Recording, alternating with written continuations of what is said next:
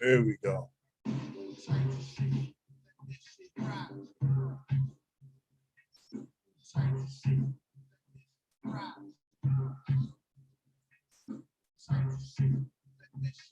All right, there we go. This computer's be bugging. There we go.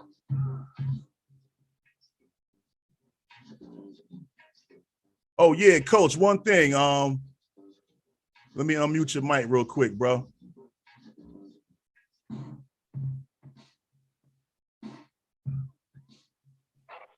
Yeah, I just want to say I want to go on your IG. I want to share my screen and go on your IG page and show, some of the, show some of the dishes that you were making. That's cool. In the middle of, yeah. While we doing the interview, I just want to, like I said, share my screen and flash to your IG page and show some of the, some of the dishes that you worked on. Oh, it's dope. Yeah, that's good. Okay. All right. Cool. All right. YouTube, what's we doing? IG, what's we doing? Okay. Shout out to my man Civilized. What's good, everybody? Welcome to the Gary GNU Show. Yeah. I am your host, Gary GNU. Peace. Hope everybody is having a good weekend. We doing something a little different tonight. We going live on a Saturday night, you know what I mean? So those that's with me, I'm glad y'all with me. Shout out to my man T Nitty on the moderation on YouTube. Peace. Happy holidays to everybody. Doing your Christmas shopping and doing your holiday to-do list. Word up. Hope y'all staying safe and wearing your masks, man. NYC is crazy right now with the numbers. But yeah, y'all, tonight, man, we had to go live. Like I said, we had to reschedule the show from last Wednesday with hip hop's top chef, Culture Freedom. Word up. From the mighty Poor Righteous Teachers. PRT Piassi. Word up. Trenton is in the building, North Side. Shout out to North Trenton. Martin Luther King Boulevard. Donnelly Homes, all of that. You know what I mean? But yeah. If you're on YouTube right now, hit that like button. If you on IG right now, hit that heart button for me. Show some love. Word up. Like I said, we got our special guest tonight, y'all. Culture Freedom, hip hop's top chef. Word up. Like I said, don't forget to subscribe. Don't forget to like. Leave a comment.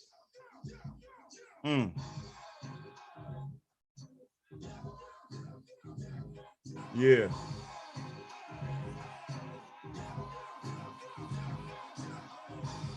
Approaching the end of the year, y'all, man. Damn, 2022 is about to be here.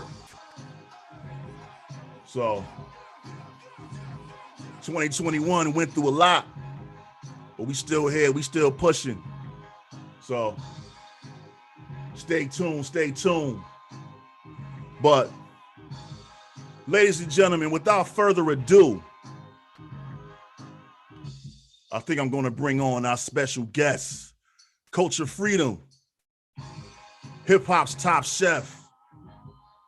Code Free, if you could unmute your microphone and join us, I'd appreciate that.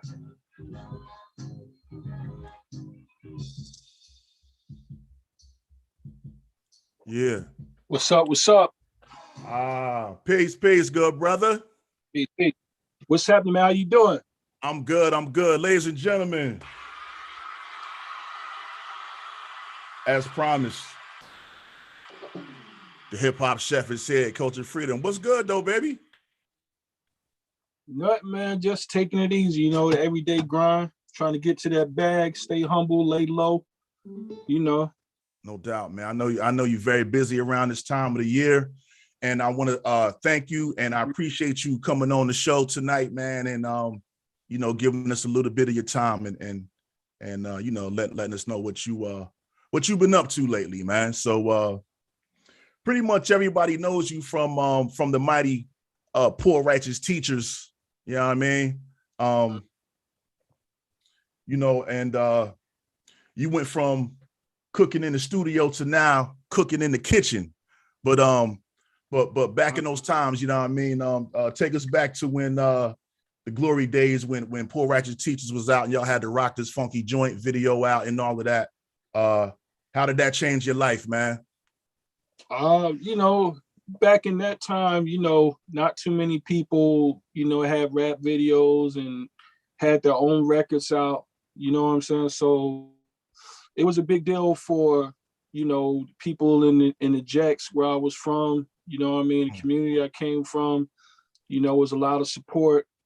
Everybody, you know, just rallied around the fact that, you know, our story was being told, where we were from was being seen, Trenton was being represented by, you know, some solid artists. We also had DJ Ready Red from the Ghetto Boys. You know, we had True Love, who was from out, I believe Miller Holmes, him and Wafi. We had Too Cool Posse, you know, who was also one of the guys lived in North Trenton as well. And we had Geno G, you know, he had a record out. But I think our impact just happened to be a little bit stronger. So when we came out, it was recognized by, you know, everybody in Trenton and, you know, people from all over the United States and other parts of the world. So it was kind of huge, man. And I just would say nothing but love, man. You know, it was a lot of love. All right. Shout out to that, man, because that record was worldwide, man. And that album to this day, Holy Intellect, was man, that was a classic. Wait, was that the name of the first album? Yeah, first one was Holy Intellect, correct. Right. Yeah, I was just playing it earlier, man. Classic. It still holds value to this day. Like it still feels like fresh, you know, fresh music, you know, when I listen to it. How excited were you to see that song featured in an episode of Raising Canaan on HBO? I mean on Stars. Oh, it's dope, man. I think somebody sent it to me, like through Messenger or something like that. It was like, yo, y'all song was played in the movie. Like, I think it was somebody was like on a bus stop or somebody rolled up or something like that. Yeah. Now I was just like, man, it just shows the impact at that time during the golden era that people remember, you know, the song that was playing, because songs can, and it's kind of nostalgic, you know what I mean? Like when you hear them, you remember what you was doing, what was going on during that time. And Definitely. It was like a soundtrack to our lives. So it's hard to kind of go back to those times or to recreate those times without creating the music or putting in the music that was popping during that time. And it just so happened we was fortunate enough to have something out that people enjoyed at that time. So when you think back like, wow, you know, I remember this was playing on the radio and that was going on. So it was definitely, you know, a good look for them to kind of, you know, make sure that we was a part of the story, you know, during that time and that era. No doubt, man. Earlier we were talking off camera and I was asking you if you had a chance to check out that Ralph McDaniels documentary. You're watching Video Music Box. How important or how impactful was Ralph McDaniels early in you guys' rap career? Oh man, he was just as important as like Cool DJ Red Alert, Chuck Chill Out, you know, Marley Marl, Rap Attack, all of that stuff. I mean, because they were helping get the culture out to the world. You know what I'm saying? To people who might not have been able to see what the artist looked like, what the fashion looked like, you know, what the conversation was about. Ralph McDaniels, you know, was a pioneer, still is, you know, in that generation, because he just put forth the effort to say, hey, I'm going to do this. You know what I mean? He didn't have the most, you know, advanced equipment or whatever at the time, but he had drive and will and determination to get the culture out to the people. So it was very important, because unless you was like a big time mainstream artist, you wasn't hitting, you know, MTV and Right. sometimes even BET and different places like that. So he gave the up and coming artists a chance. He gave the artists who, you know, what might not have been seen, you know, the purists, a lot of purists, hip hop purists, an opportunity to be seen for the first time. So, you know, he was definitely very relevant to the culture, and he's, you know, he's a part of the culture. He's, you know, he's an icon in the culture. Definitely, definitely. He is definitely somebody who I pattern myself after. Him, and also Fab Five Freddy, you know, who was on MTV. He did mention them. He, you know, in the documentary. It's really good, man. You got to check it out, man. Yeah. But during that time, who was some of your inspirations that inspired you to want to get into the rap game and make records and stuff like that when you were starting out? Oh man, you know, I had a wide range of artists that I would listen to. You know, everybody from like even like Steady B from Philadelphia. You know, you had the Hilltop Crew, Hilltop Hustlers. Yeah, Um, Hilltop Hustlers. yeah, you had you know, Just Ice, KRS One, Definitely. Tila Rock. You know, the Cold Crush Brothers. I mean, just all the artists that was doing it, you know what I mean? Like for the culture at the time, you know, it was a wide range of influences, man. Right. Anybody from like Joeski Love, you know what I mean? Who was just Pee Wee the Pee Herman. Wee Herman, having fun, you know, with the latest dances. Yeah.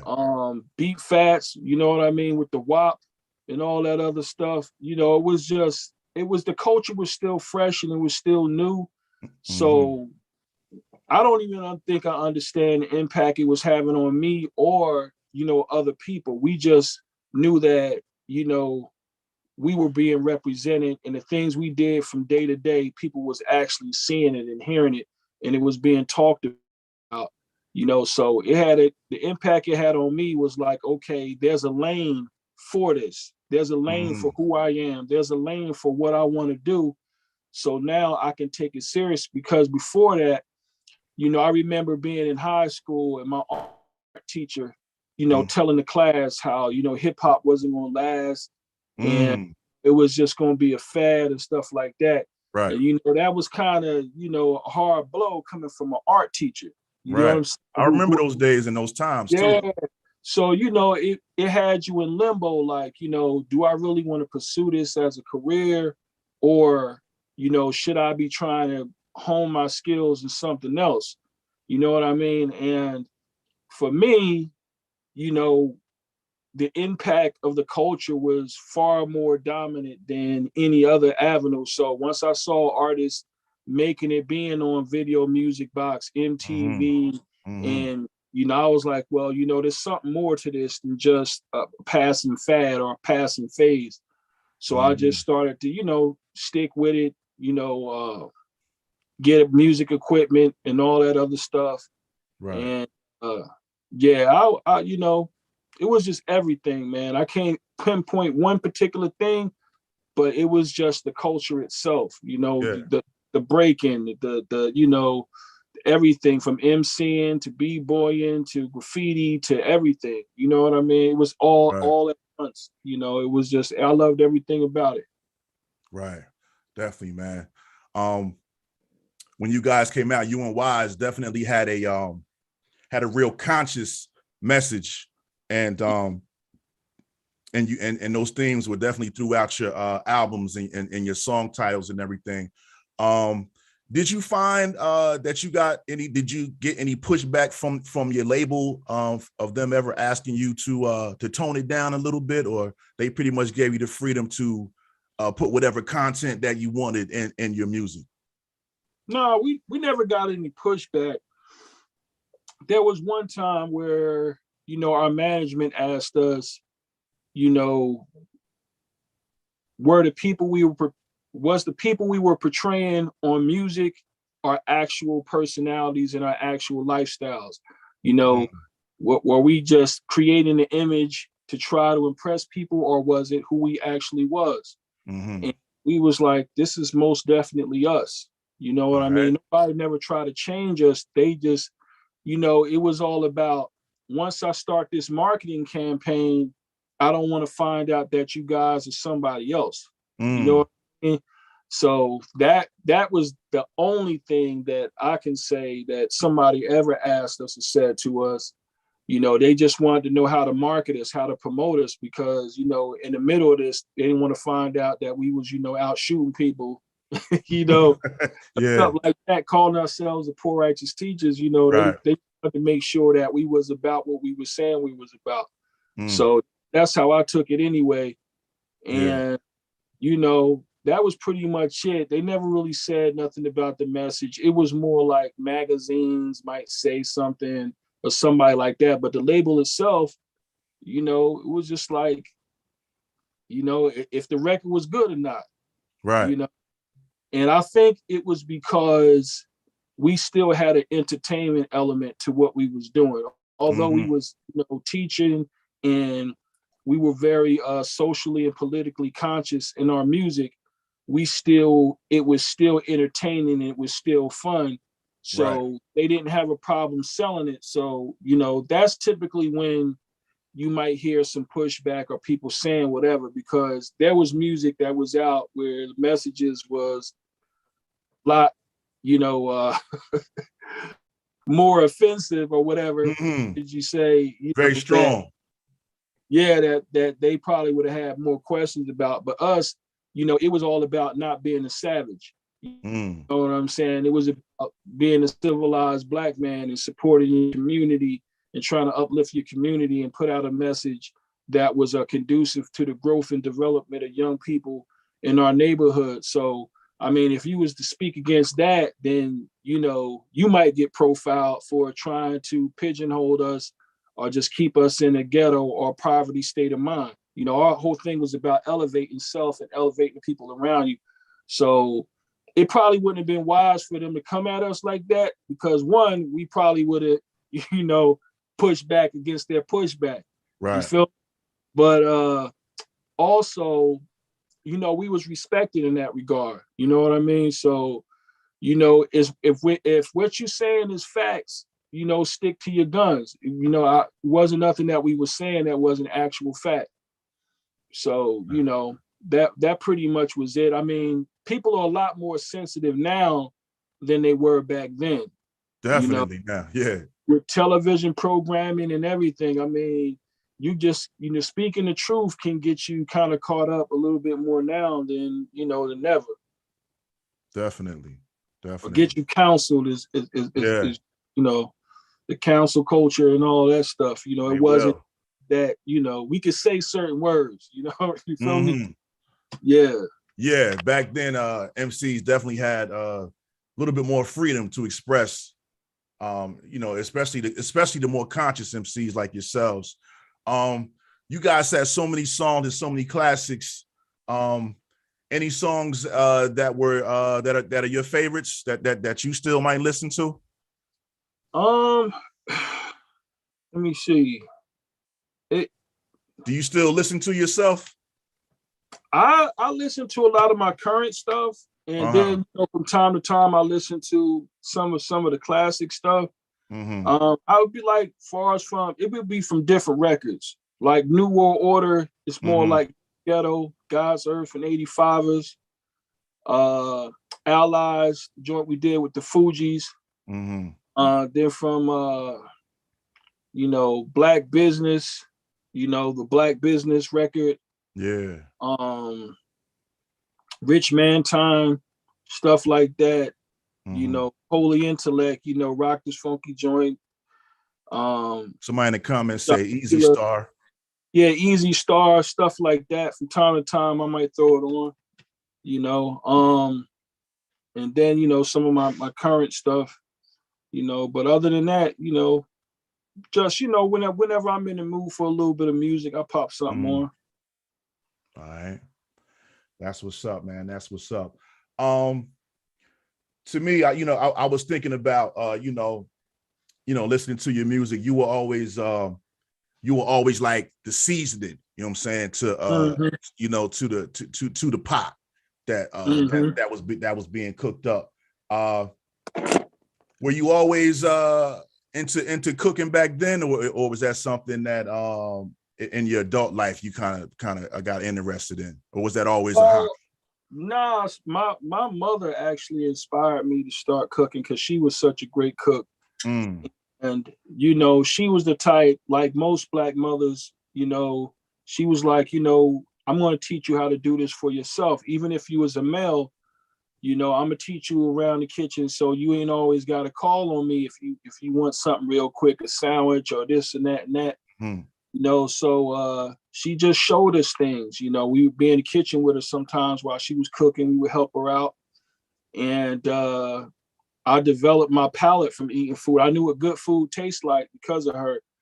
But as far as like on my own, ever since I was a young teen, you had your boys over, y'all chilling or whatever. Jokers get hungry. I'll say, all right, let me go in the kitchen and whip something up, Right.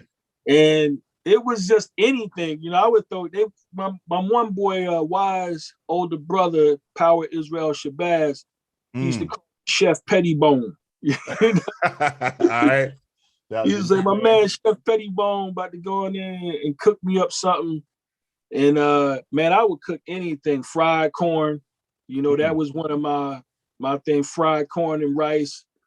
Wasn't too many steaks and fillets and stuff like that around. So it was always like sides. I was getting my sides together. All right. We would just sit back and just eat it. It wasn't just the peanut butter and jelly because, like I said, I grew up eating food from my mom. So I was like, man, let me see, in there trying to do what she was doing, trying to see how she was hooking it up. And in between shows and stuff like that, I would go and cook at local restaurants and stuff like that. I finally got me my first cooking job was at Kathmandu. Really? Okay. And yeah, I got a job down there, and from there I just started to go to like different hotels and things like that in between shows and in between albums. Okay. Still got to bring that bag home, so I was just making sure that me and my family stayed afloat by, doing something else that I was passionate about that could bring in some revenue. And cooking was it. That was the other thing that I love. All right. That's what's up, man. So when did you get the idea to turn this love for cooking and all that into being the hip hop's top chef? Well, once I found out that it was other people like Jerobi from the Tribe Called Quest, the chef. You have the Goon with the Spoon, my man E40. Right. You have my man from Florida, what's his name, Trick Daddy. Okay. You got my man Tragedy Gaddafi. He mess around. He has a cooking show. Yeah, he has a cook. So there's a lot of different people, and I just wanted to carve out my niche, something that was catchy, that had a ring to it. So I was like hip hop's top chef. That it had a nice ring to it. Right. And shout out to my man NY Oil, because one time he was calling himself the Iron Chef of hip hop. I caught wind of that one day, and I was like, okay, when do we have this official? Yeah. When did we have this official battle? All right. And, we was joking around, man, and it was all in fun. So we started having these video competitions where we was recording videos and putting them out. And my man from Channel Live, okay. Hakeem Green. Hakeem Green, yeah, he was in it, and it was a couple other brothers who got into it.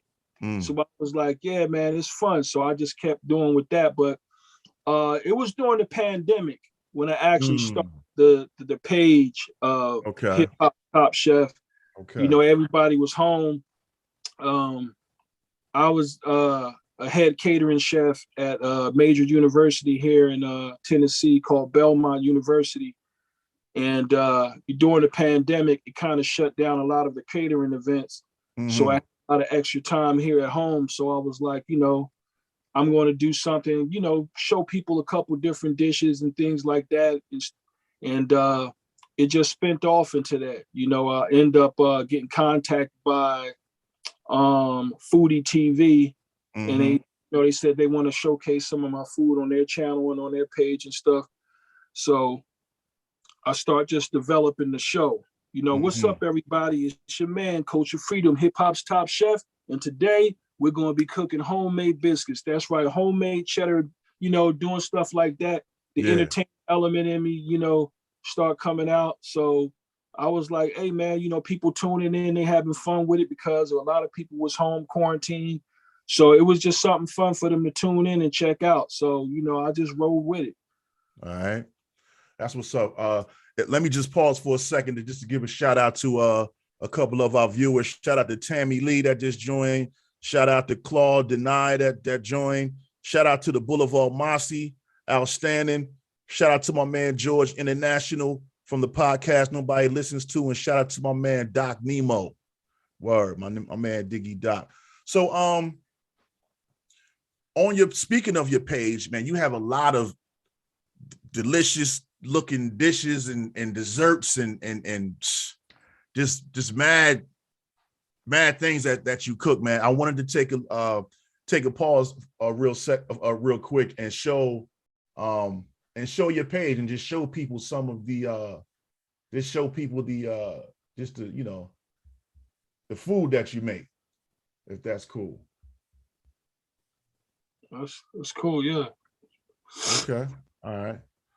So yeah, y'all stay tuned real quick. Let me share my screen really quick here. In the meantime, I want to say rest in peace to the Kango Kid, man. Oh yeah, man. Yeah, condolences to his family and everybody, man. We lost a good brother, man. Man, yeah, I remember. Good brother, he was a good dude. Man, I used to love UTFO back in the day, man. Oh, Roxanne. Song will ever be a classic. Yeah, but I was watching it on Ralph McDaniels. You know what I'm saying? That's where on Video Music Box. That's where it all started, man. That's where it all started. So let me see if I can share my screen here. Boop. Share. All right. So can y'all see that? Can you see that, Coach? Yeah, I can see I can see your dashboard. Can you see your page? Can you see the screen? Yeah, I can see the page. Okay. All right. So yeah, I just want to scroll down and just show people, man, like some of the things you make, man. If you want to just give a description of what some of these things are, man. But what are we looking at here?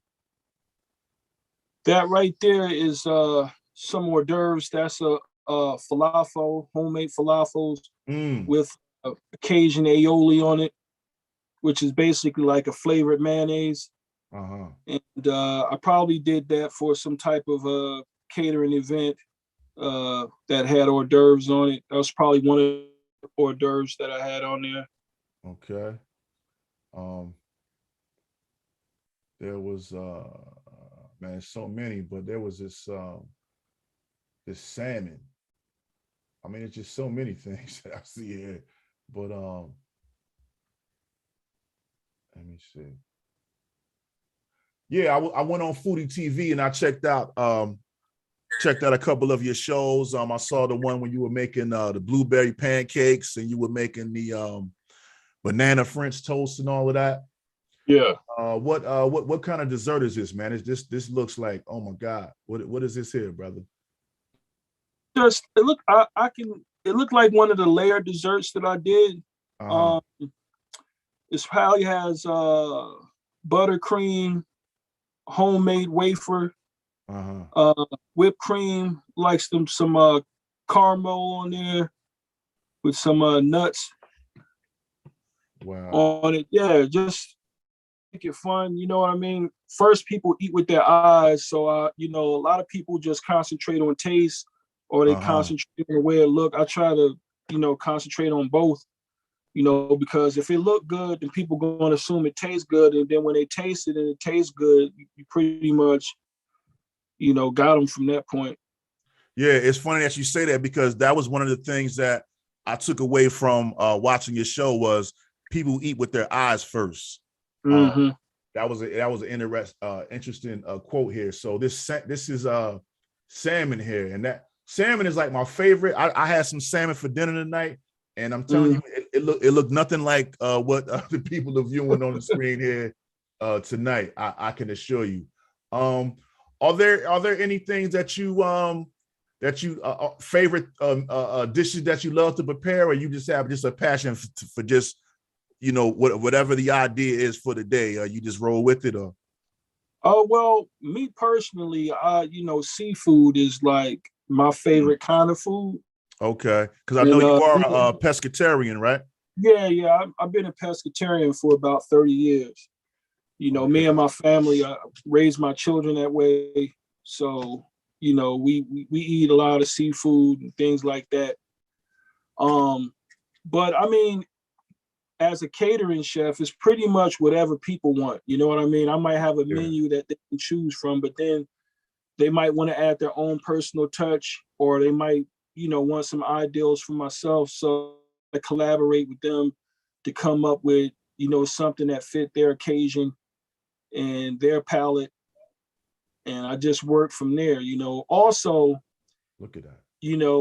I have other folks in the all I try to tell people is that, I cook for the novice, but also so some of the dishes, are a little bit more involved, Mm-hmm. and so culinary professionals might know where I'm going with it. But then there's things that I do that for the everyday foodie who just wants something good that, they can just grab and go. Right. So I try to clean my page up to where, like you said, salmon, a lot of people love salmon, but then I might do some red snapper or some Chilean sea bass, or Mm-hmm. like this dish is showing now. It's a vegetarian fillet, that Mm. I did with I believe there's frizzled onions or tobacco onions on there. Mm. I got a potato risotto underneath, and I believe there's some asparagus there. So Yes, another favorite of that's mine, something bro. that, yeah. So it's kind of layered flavors, but Mm-hmm. also just presenting it in a way to where, I just try to maintain the integrity of my craft. It's just like hip hop. If I'm gonna make a song or make whatever, I'm not just for people to dance, and it's also for the culture of it. You know what I mean? Like make Sure. sure that I'm involving the right elements, if you will. No doubt. So you also have merchandise out there on the market, and you have a barbecue sauce and a rub. Put it in there, Yes. rub. And I see on your page you definitely make your promos and your commercials, which I think is like super funny and super dope. How did Yeah. this come about, man? Because I definitely want to order me some after this show, man. I'm definitely getting hungry too, man. Well, Looking at all this food. well, anybody looking to order it can go to www.coat-freecollection.com and just scroll down to the seasoning or the barbecue sauce, and they could order from there. Also, this came out of the pandemic as well, because Mm, you know there's two things to it. One is that people was watching the show and they were seeing the stuff that I was cooking, and people was hitting me up saying the food looks great, but they can't taste it. mm, Right. And I was like, wow, okay. So I was like, how can I give people the hip hop's Top Chef experience? And I was like, one of the ways is through seasoning, because seasoning can be used in multiple ways to mm, enhance people meals or something that people already do. So I came out with the seasoning first, and it was, I could ship it once I had it manufactured, and people can get that and have fun with it. And then there was people hitting me up, but like, I put this on my salmon, and I put this on my, my ribs and all of that. But you know, what's up with some salt, some sauce or something. So I was like, okay, boom. I had some barbecue sauce. There's different things that I was using throughout my culinary career that I just put together and brought it to the people, you know, just trying to answer their requests.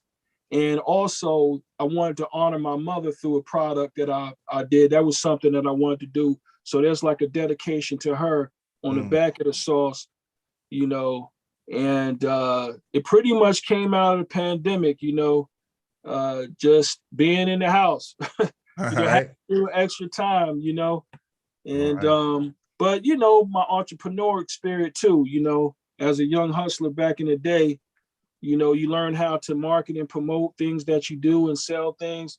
And I was like, well, you know, this, you know, it's just people love food. You got a lot of foodies out there.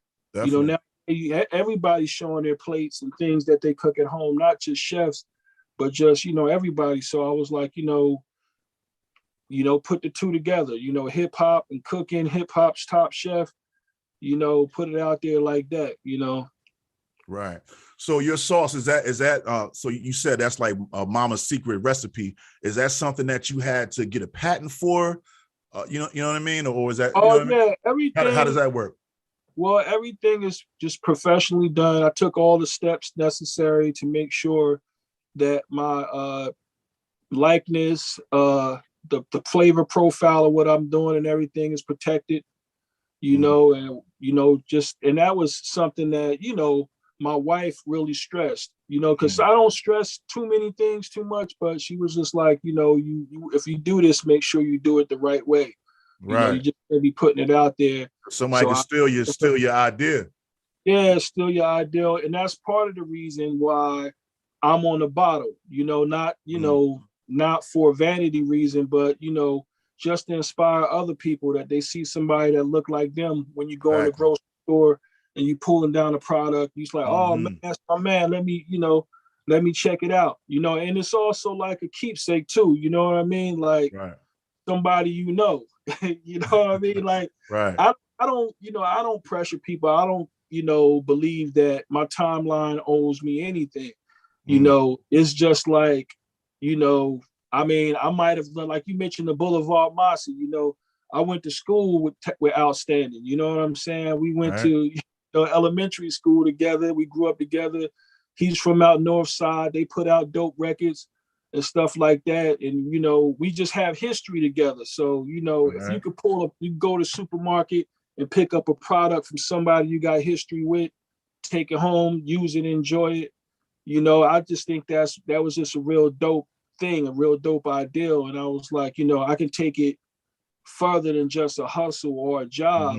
You know what I mean? Also, one thing stuck out to me, and I don't think the artist who said it meant any harm by what they were saying, but they were asked in the interview, if you wasn't rapping, what do you think you'd be doing? And it was like, well, I'd probably be busting through somebody's window or doing something like that. And in my mind at that time, I was like, you know, that can't be the answer, you know, because we bigger than that. And, you know, I gotta don't be want more than just that. Yeah. So, you know, I was just like, you know, thinking beyond just rap music. And there was a lyric where I said, we ain't just rappers, we change as a black situation, teaching our nation the way to conquer stagnation. So, you know, we more than just rappers, just like you're more than just a brother who interview people. You know, you make beats, you do other things. So, you know, it's just about showcasing your talent and you know, like we learn every day right now with the passing of the Kango Kid and stuff like that. You only get one chance to make an impact on the world. So why not show everything that you could do? Why, you know, hide any of your talent, you know, in fear that somebody might say, oh man, you know, I thought you was a rapper or this and that.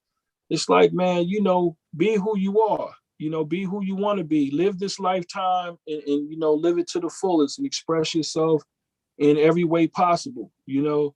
And, you know, that's my motto, you know, if God give me an ideal to put out a sauce or a rub or to make a beat or whatever it is, man, you know, just do it, you know. No doubt. Inspire the young folks, you know what I mean? That you know, sometimes dreams come true, but for some people, you know, there was MCs in Trenton that, you know, I loved growing up, and I didn't mention them when you asked me originally, but like, you know, General Lee, Omar Superstar, Okay. Grandmaster Rajan, Mm. you know, people like that from, you know, they had tremendous skill, you know, but, you know, sometimes things happen in a certain order, you know what I mean? Right. And, you know, you just got to make the best out of every opportunity. And that's just basically what I'm trying to do. No doubt. Love that. Love that. Totally inspired by everything that you just said, bro. I ditto all that you just said. So what kind of training did you have to go through? You know, I mean, did you go to school to become a chef? I'm an apprentice chef. Oh, And okay. so yeah, basically I trained under a lot of master chefs from different hotels. You know, I mean, if anybody, like I tell folks, if you really, really want to learn, I mean, you know, mom and pops is great, but you run into a lot of professional chefs and master chefs at like hotels and different things like that. I was a sous chef at Gaylord Hotel and Gaylord Hotels, which is the largest non-convention hotel in America, and Okay. I mean, pardon me, non-casino hotel in America. And they had an apprentice program where they had chefs from all over the world come in, and they had groups from China, groups from Jamaica, different places like that. Okay. And you just learn a lot working with other people, man. And also, I just did a lot of studying in my private time. You know, getting myself a culinary companion, fundamentals of cooking, how to break down certain fish, break down certain poultry, how to create stocks, learning my mother sauces, you know, and things like that. Mother sauces are basically, you know, there's 5 mother sauces that you use, and all other sauces are created from those sauces. Okay. So, you know, Which just can you tell us what they are, or is it a chef well, secret?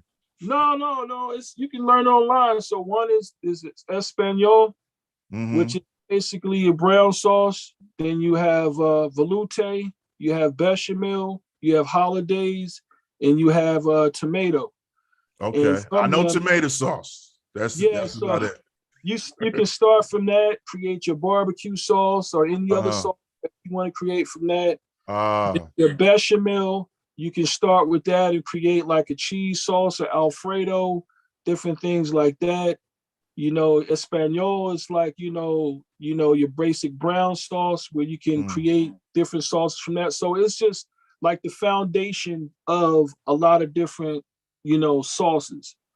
You Yeah. know, and things like that, learning different cooking techniques like searing, broiling, braising, saute, and things like that. You know, different flavor profiles.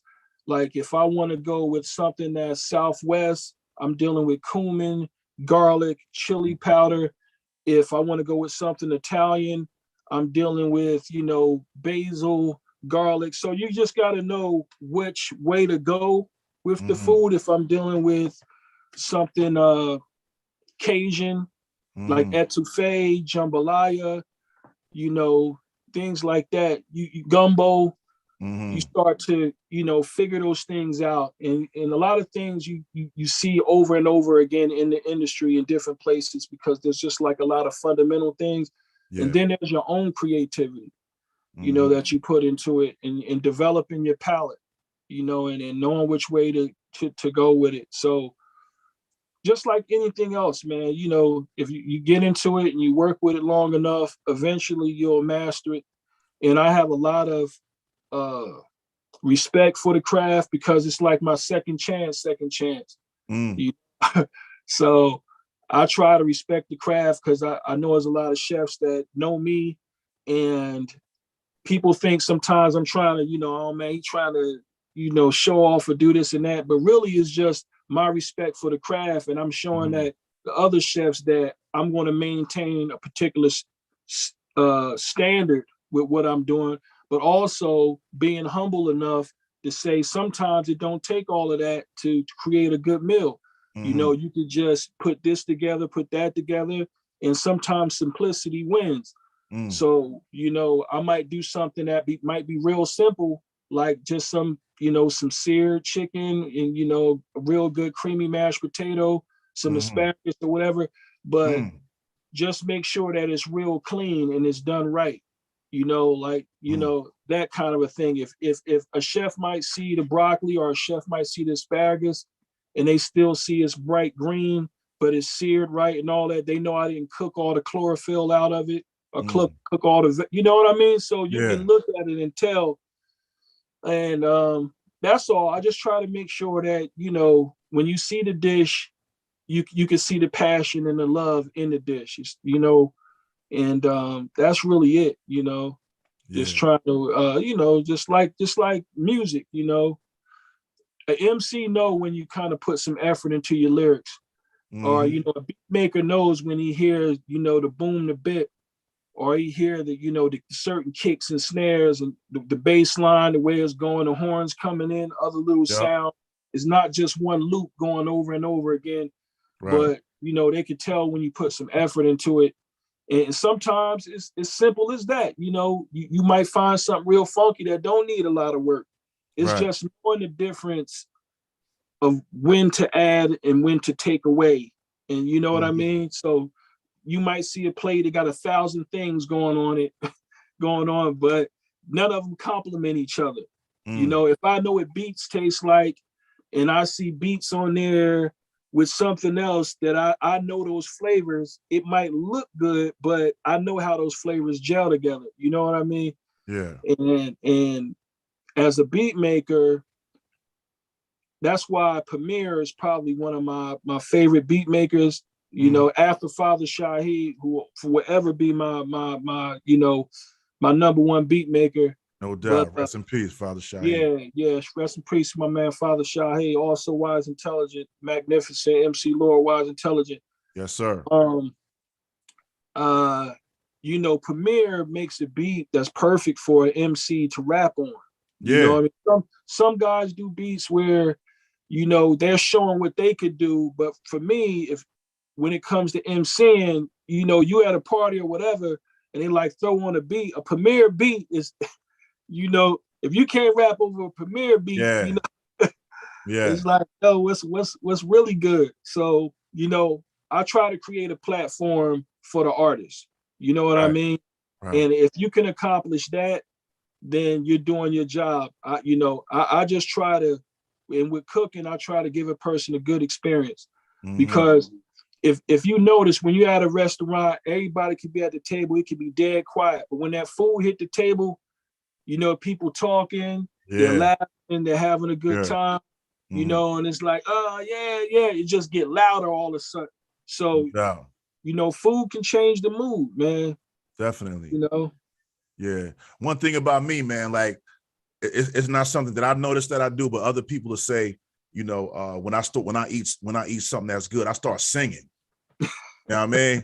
I just start singing, so that let everybody know that, he must be eating some good food because he's singing and shit. But you know, one thing I did take away from your show was something that you said where you said that you want to get to a point where you can add your own creativity to your food, but you also want to learn how to master the basics first. Yeah. I thought that was real dope. I took a lot of things from your show, man. Like I said, man, talk about you know, Foodie TV and what you have going on with that.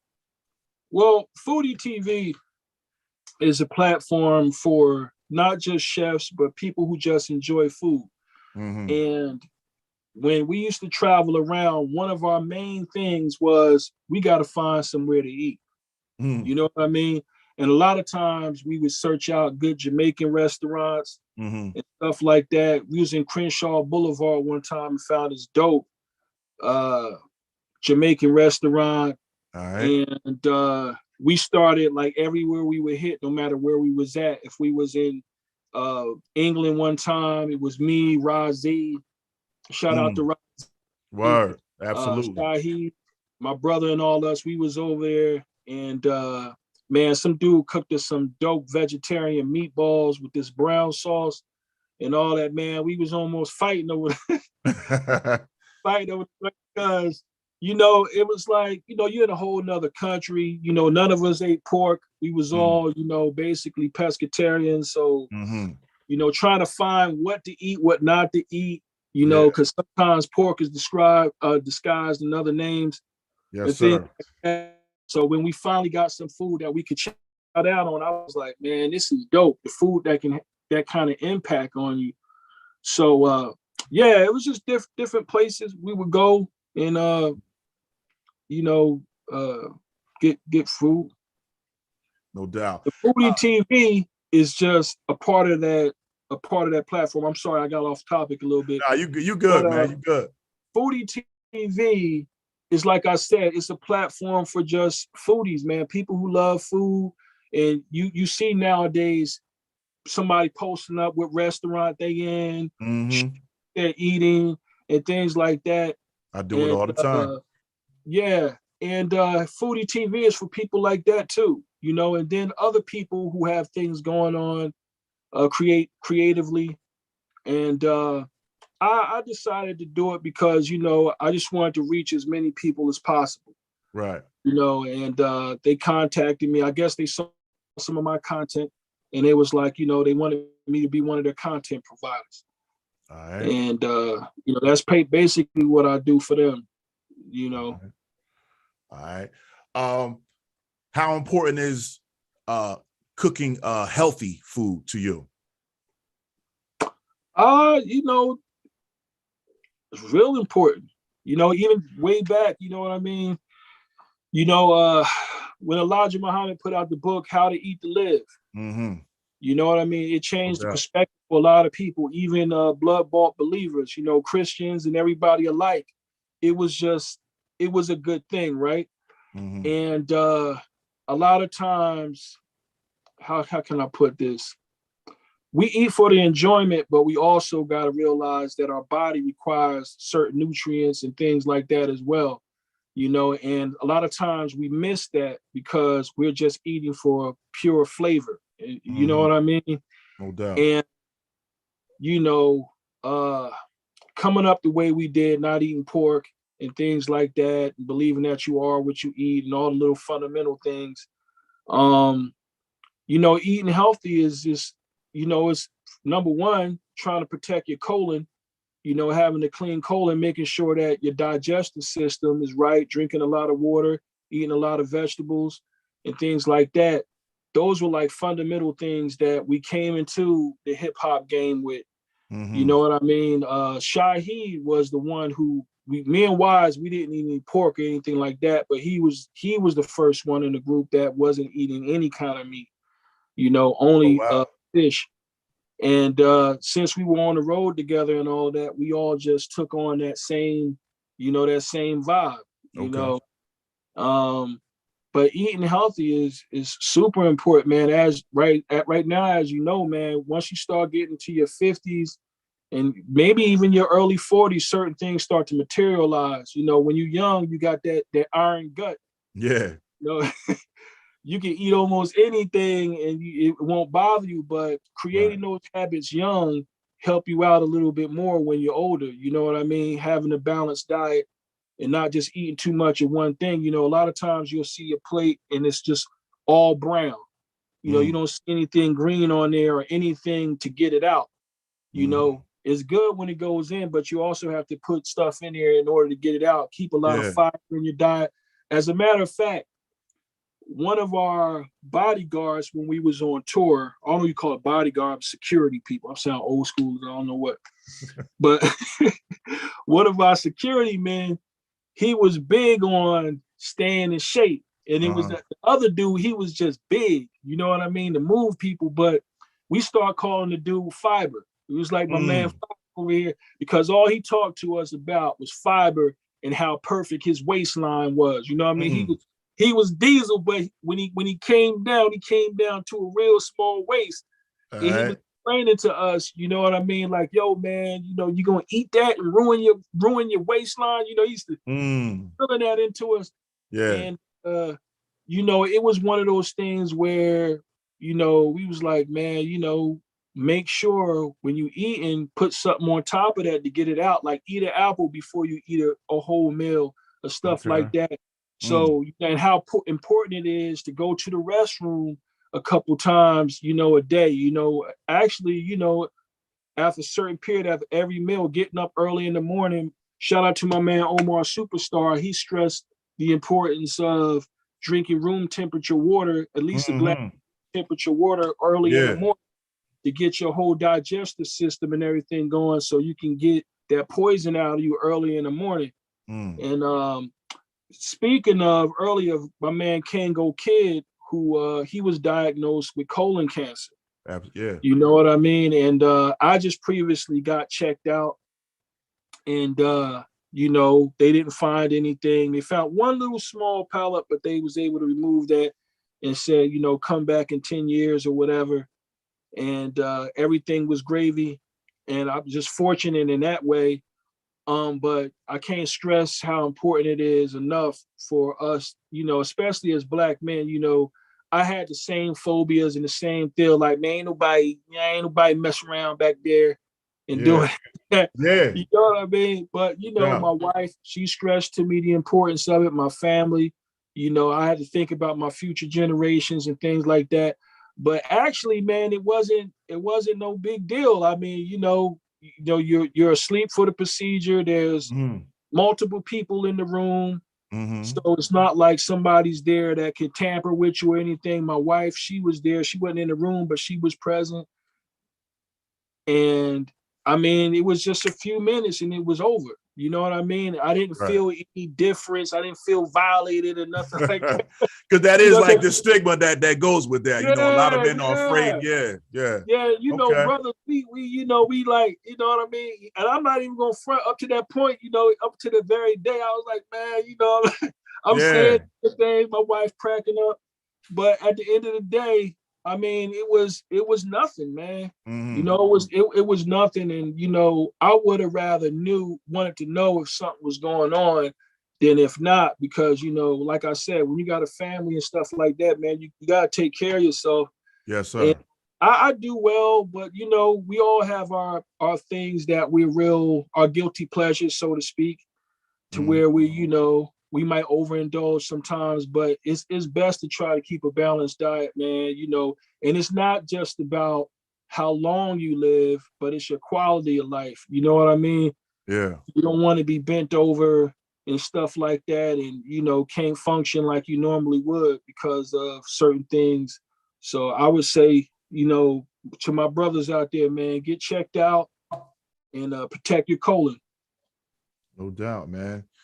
Uh, appreciate that, man. So, what advice would you give to youngins out there that want to go into the culinary arts? Because I meet a lot of youngins that with the work that I do that want to go into this field, man. So, what advice would you give to someone that's trying to do that? Um, if you really want to do it and you're passionate about it, you know, educate yourself. Like with anything, you know, it can be through a culinary school, which is ideal because you know a degree is always respected in any industry or any field. Absolutely. But you know, educate yourself, practice your craft, hone your craft, know as much about it as you possibly could, because the more you know, the more you'll be able to do. Um, for me, I didn't just want to stop at. I wanted to learn garmager, how to carve fruit, how to carve vegetables, how to bake, you know, different things. So learn as much as you can, and spend as much time as you can with your craft. It's not Mm-hmm. always about the money in the beginning.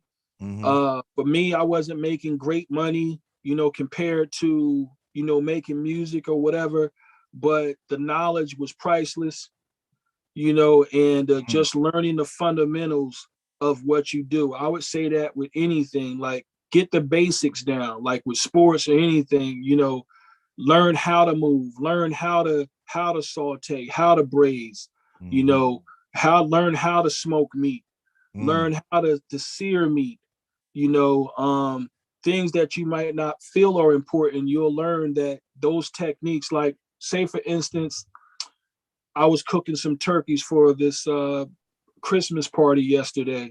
Okay. And a lot of people they put their turkeys in the oven or whatever, and they cook them uncovered, and the bones come out, the kneecap be all out the turkey, you know, and the skin be all shiny and hard like beef jerky. Yeah. You know, that's because they leave it exposed to direct heat the entire time. You know, you make sure you season it up real good, and Okay. you know, get those juices in there, and then cover it for part of the process. And then browning is just the next step in the process, to where it'll come out nice and golden brown, but it'll still be well done, cooked all the way through. Learn your time and temperature zones, you know, your danger zones. You know, when is meat most dangerous? What is the most dangerous meat? You know, how to properly store food, you know, things like that. Not just jump, because you can kill somebody, you know, not doing it right. You know, and I don't think people understand the risk that's involved when you're a chef or when you're cooking people's food. It has to be held at a certain temperature when it's hot. It has to be held at a certain temperature when it's cold. It has to be served at a certain temperature. You know, with poetry, it has to at least be 165 degrees before it can be considered to be safe. You know, and we might just look at it and poke it, man. It ain't look done to me, you know, and eat it or serve it. So the fundamentals is important, and, you know, don't be afraid to humble yourself. You know, a lot of situations I had to humble myself in order to learn, and just remain humble. That's the most important thing. Remain humble, because, you know, humility is the beginning of knowledge.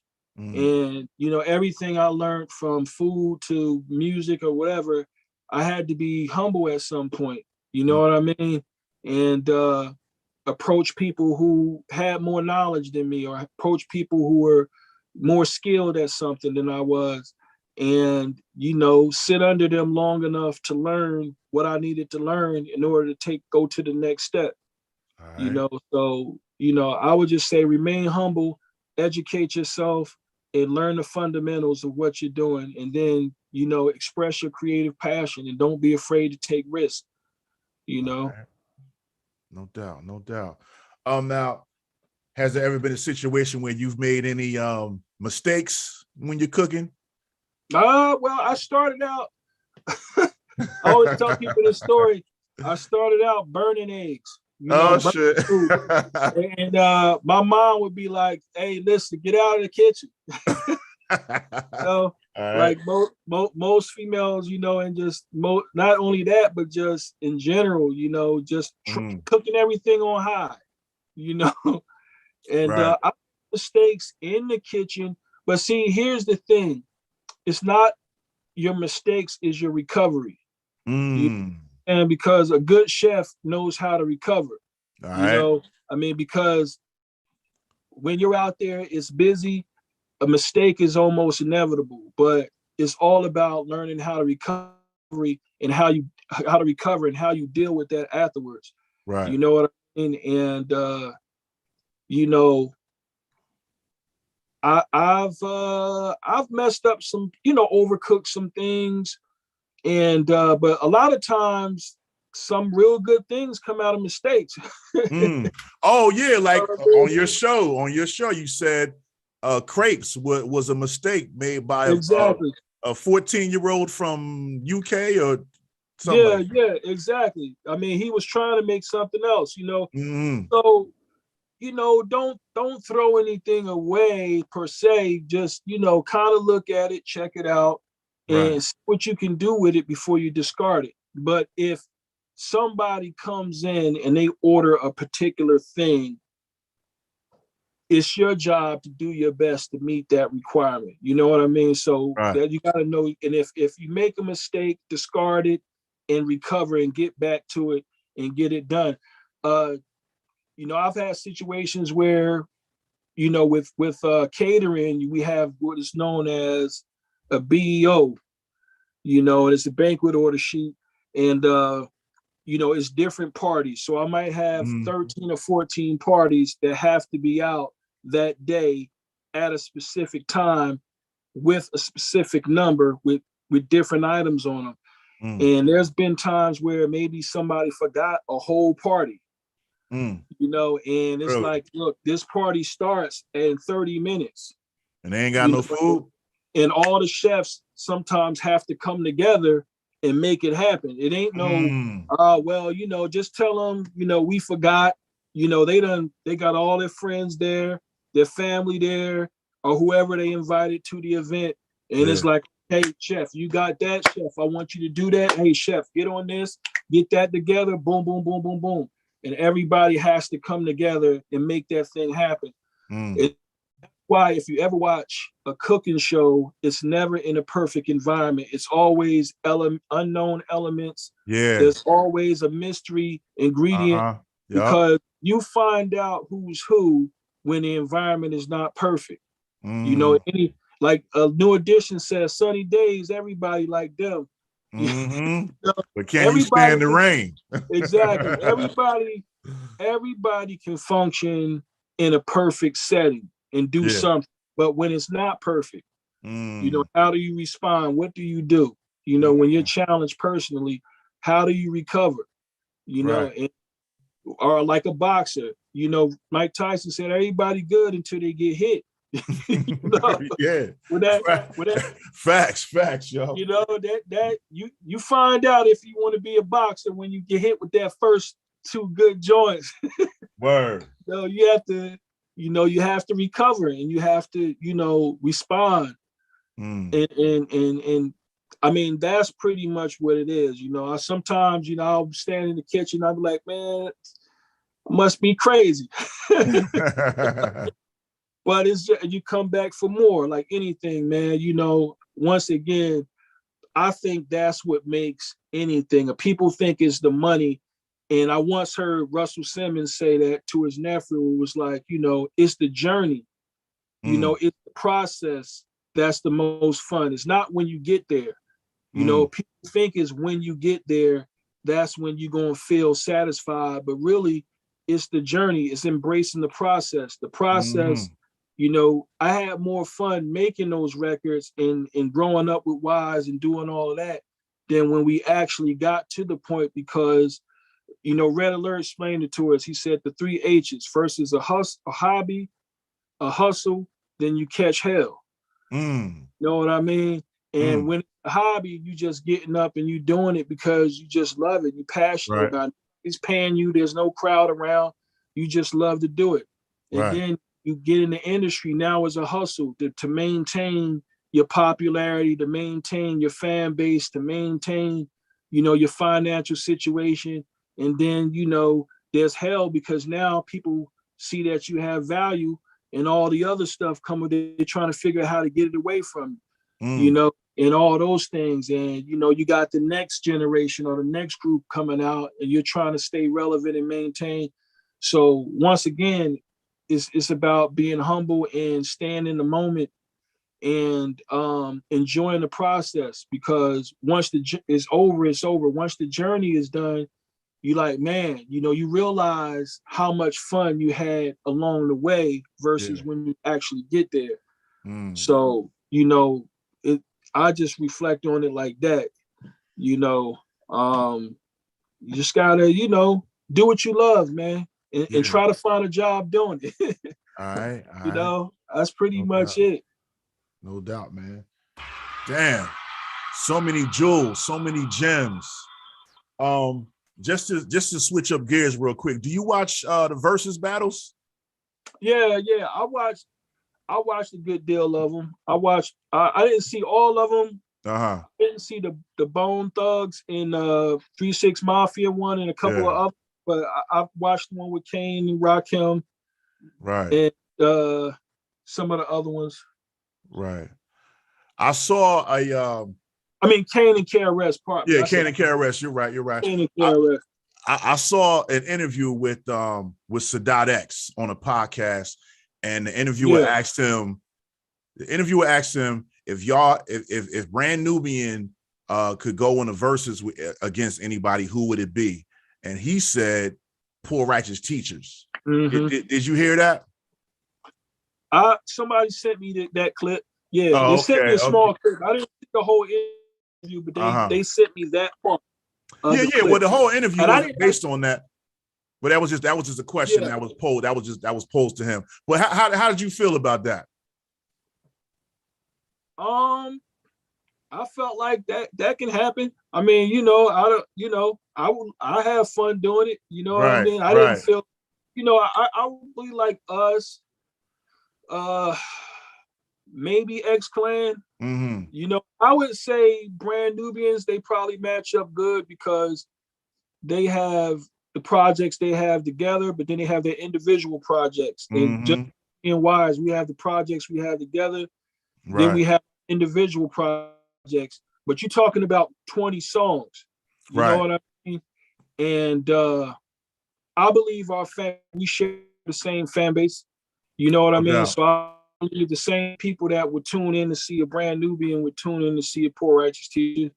I think it'll be a good one. I think people will be surprised about the bars that I'm gonna bring to the table. Yeah. Yeah, You know because what you I'm also saying? like you said, you have a lot of solo albums, and I have listened to a lot of your your solo albums, which are dope, Yeah, man. yeah. And, Brand Nubians is, one of the groups that I love. You know what I mean? Right, And right. all of them nice. I mean, Mm-hmm. and Pooh is probably one of the best ever. Right. So I got a lot of respect for them, man. You know what I'm saying? And it'll just be all love. It'll be all fun. I don't think it will be one of those things where somebody trying to take somebody out. I think it'll be Oh, nah. a treat for the fans. You know what I mean? You Right. know, Wise is one of the greatest, you know, and I just think it'll be a good thing. I don't, Definitely. That's something that I would love to see that. I would love to see that because I came up Mhm. on both you guys. You know what I mean? I came up on all that whole Yeah. conscious, early 90s era. You know what I mean? I was a witness to all Yeah. of that. But yeah, and even Sadat, when he didn't answer it, there was no he didn't sound malicious in his answer or nothing Yeah. like that. It was all love. It was all love, man. Yeah, that's not his character, man. That's not Sadat is just real, that's not his character to be all, whatever. He's just pretty straightforward guy. Yeah, no doubt. No doubt. Well, yo, Coach of Freedom, man.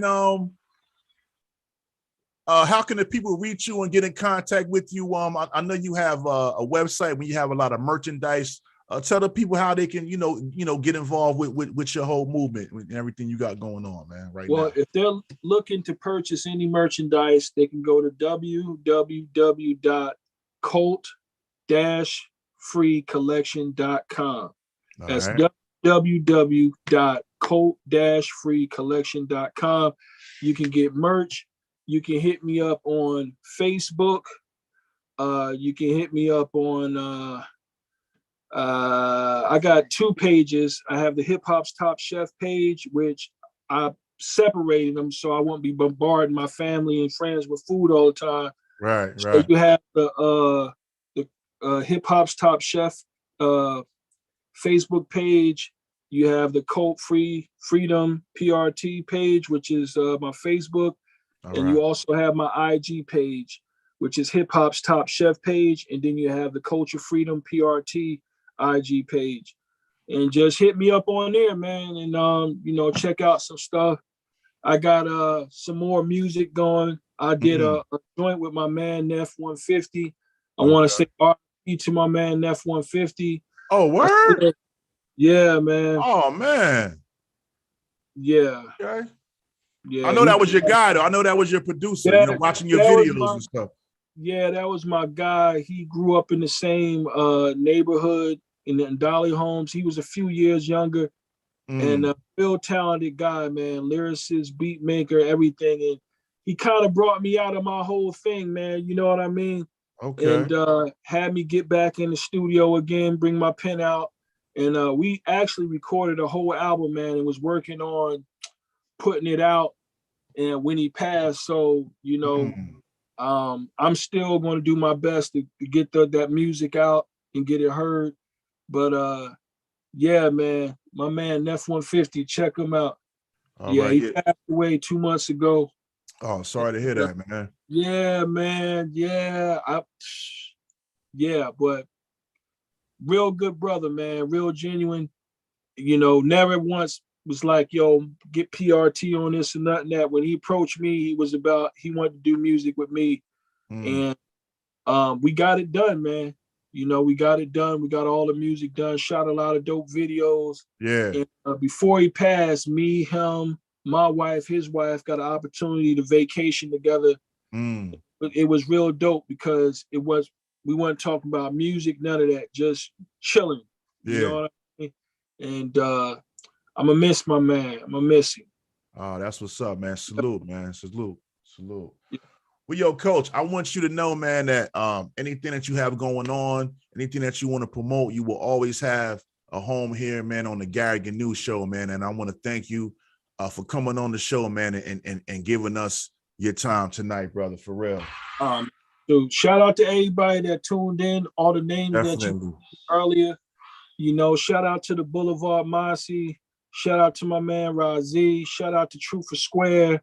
Shout out to Scott Larkin. Shout out to my man Drasmatic. Shout out to my Cali Cal. Shout out to the whole Trenton crew. If I missed anybody, charge it to my head, not to my heart. All right. You know what it is. All right. No doubt. I want to thank everybody for watching. Don't forget to subscribe. Don't forget to hit that like button on IG. Hit that heart button. I want to say peace to everybody joining us, man, on a Saturday night. We usually go live on a Wednesday night, but we had to reschedule and do it on a Saturday night, man. And but we gonna keep going.